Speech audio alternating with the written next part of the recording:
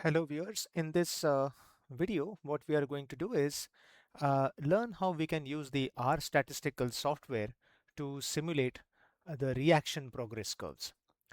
For this particular video I am going to use a very simple reaction schematic where S is converted into P, maybe under the influence of some enzyme E, and for making it simple, at this point of time, I have not mentioned the forward and the reverse rate constants here.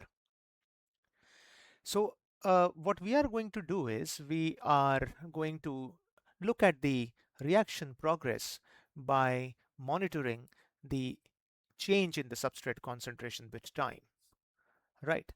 Uh, Essentially, the concentration of substrate with time will we will assume that it follows a first order exponential decrease as shown by the graph over here on the left hand side.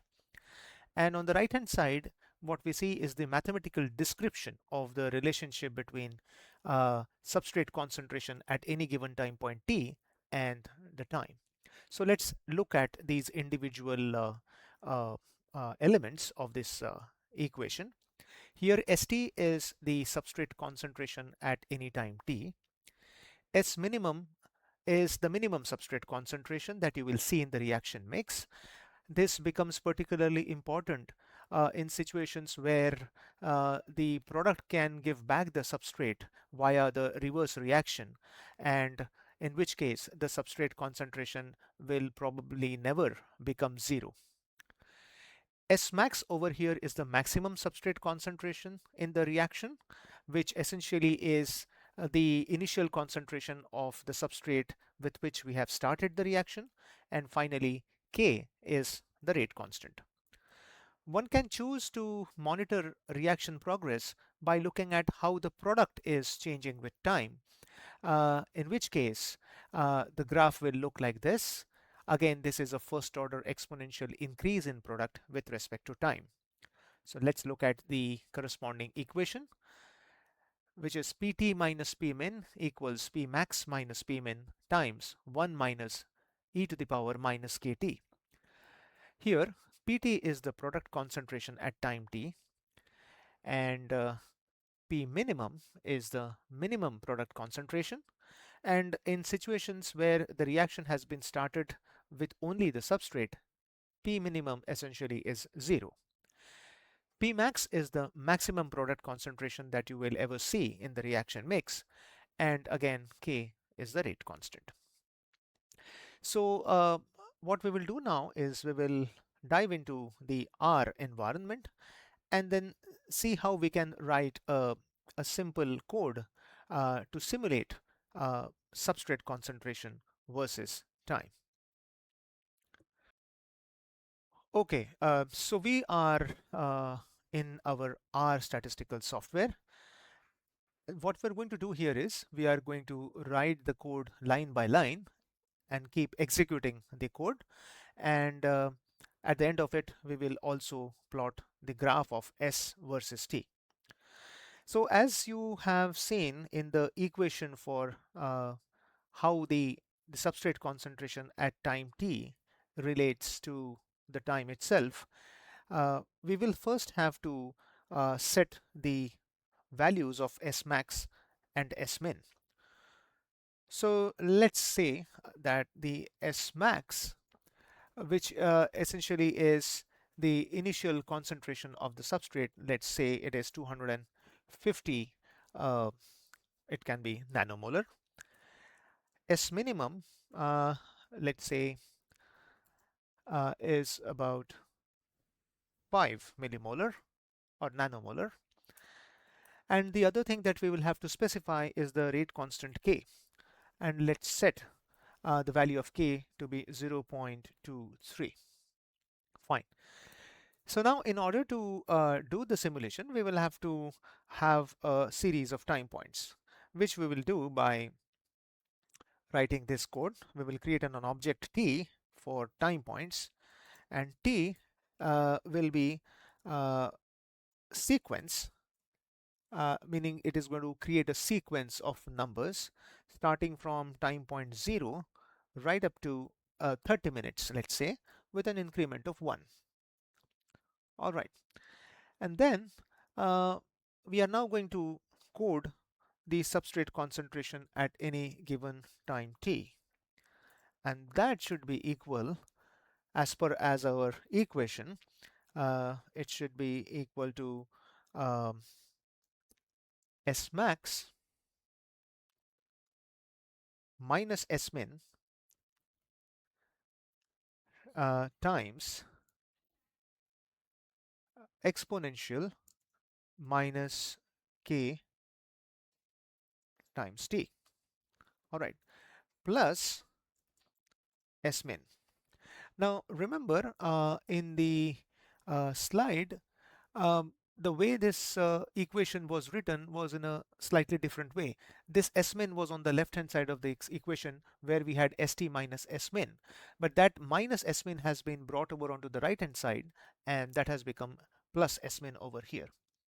All right, so let's run these three lines so that these S max, S min, and K are assigned the appropriate values. Let us now create the vector of time points. Let's run it. You will be able to see the time points that have been generated. There you are. And you can now also run this code where for every time point, ST data will be generated. So let's run this line and we can see what are the values for ST generated. There you are. All right. So starting from a value of 250 nanomolar at time t is equal to 0, the reaction has given us about 5.24 nanomolar at time t is equal to 30 minutes. That's what it means. Now what we need to now do is plot the graph of t on the x-axis and st on the y-axis, and then we are going to label the axis as well. We are going to say x label equal to let's call it time in minutes. All right. Our y label here should be um, concentration in terms of nanomolar, let's say.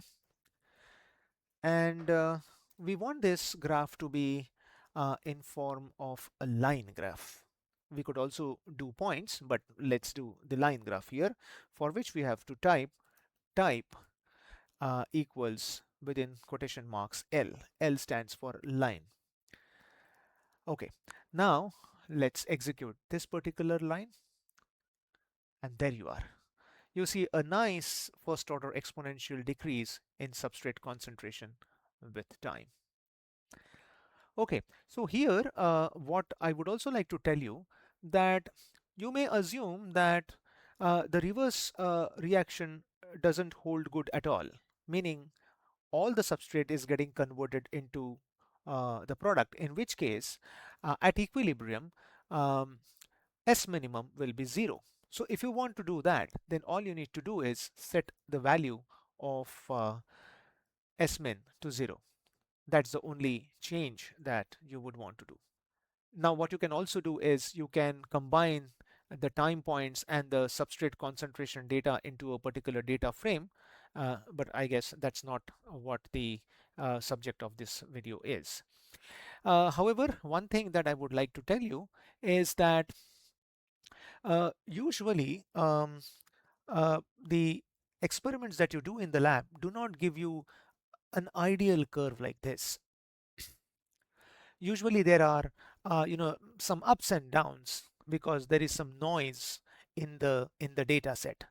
You can actually introduce the noise by adding another factor over here, which is error for every value of st that you have generated, and that can simply be done by typing r norm followed by since there are 31 time points, we need 31 values.